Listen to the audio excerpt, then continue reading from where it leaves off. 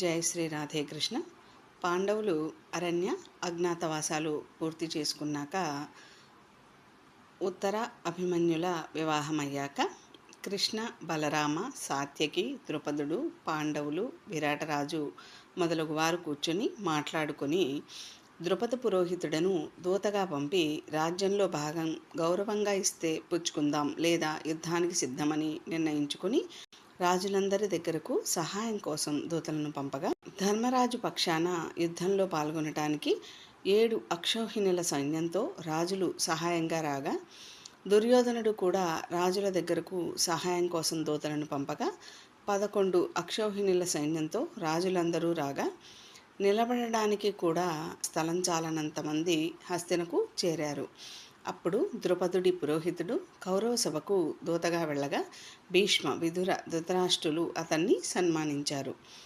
ఇరుపక్షాల క్షేమ సమాచారం అయ్యాక పురోహితుడు ఇలా అన్నారు: రాజధర్మం మీ అందరికీ తెలుసు, కానీ మీ అభిప్రాయం తెలుసుకోవాల్సి ఉన్నది కనుక నేను చెప్తున్నాను అంటూ ధృతరాష్ట్రుడు, పాండురాజు ఒకే తండ్రి సంతానం. పిత్రార్జిత సంపదపై ఇరువురికి సమాన అధికారం ఉన్నది. ధృతరాష్ట్ర పిల్లలు సంపద పొందారు, పాండుపుత్రులు పొందలేకపోయారు. పిత్రార్జితం అంతా ధృతరాష్ట్రుని ఆధీనంలో ఉండటం వల్ల పాండవులు సొత్తు పొందలేకపోయారు. ఈ విషయం మీకు తెలిసినదే. పైగా ధృతరాష్ట్రుని పుత్రులు వాళ్లను చాలాసార్లు చంపడానికి ప్రయత్నించారు. ఆయువుచే వారు మరణించలేదు. తమ బలంచే నూతన రాజ్యం స్థాపించి వృద్ధి చెందారు.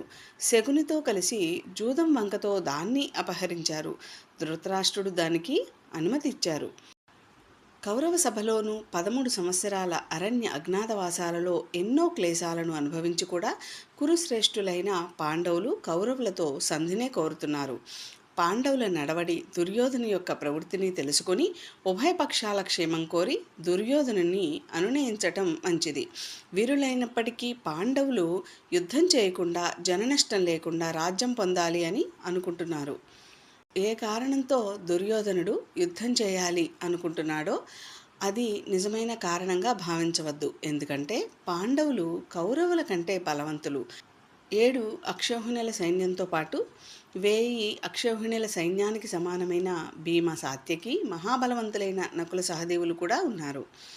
కౌరవుల 11 అక్షౌహిణులు ఒకవైపు, అర్జునుడు ఒకవైపు ఉన్నా చాలు. అర్జున పరాక్రమం, కృష్ణుని తెలివితేటలు తెలిసి యుద్ధం ఎవరు చేస్తారు? మునుపు అనుకున్న ప్రతిజ్ఞను అనుసరించి పాండవులకు ఇవ్వదగిన భాగం ఇవ్వండి. సమయం మించిపోలేదు. మిమ్ము యముడు మింపకుండునుగాక అని అనెను. ద్రుపద పురోహితుని మాటలు విని భీష్ముడు గౌరవించి అదృష్టవశాత్తు కృష్ణునితో కూడి యుద్ధం కోరకుండా సంధి కోరుకుంటూ కుశలంగా వారు ఉన్నారు. నీవన్నవన్నీ యథార్థాలే. బ్రాహ్మణత్వం వలనేమో మీ మాటలు కఠినంగా ఉన్నాయి. అరణ్యంలోనూ రాజ్యంలోనూ వారు బాధింపబడ్డారు. ధర్మంగా పిత్రార్జితం పొందే అధికారం వారికి ఉన్నది. సాక్షాత్తు వజ్రాయుధం ధరించిన ఇంద్రుడు కూడా అర్జునుడు ముందు నిలవలేరు. ఇక తక్కిన ధనుర్ధారుల సంగతి ఏమి చెప్పాలి? ఈ 3 లోకాలలో అర్జునుడే సర్వసమర్థుడు అని నా అభిప్రాయం అంటూ ఉండగా కర్ణుడు దుర్యోధను వైపు చూసి కోపంగా, పొగరుగా ఆక్షేపిస్తూ ఇలా అన్నారు: ద్యూత నియమం ప్రకారం ధర్మరాజు రాజ్యం అడగటం లేదు.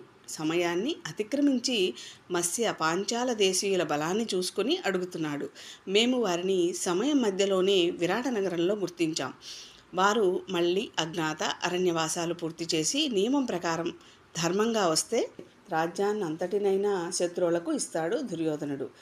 అప్పుడు దుర్యోధనుడి దగ్గర నిర్భయంగా ఉండవచ్చు. భయంతో అయితే దుర్యోధనుడు అర్ధరాజ్యం కాదు కదా, 4వ వంతు అయినా ఇవ్వడు.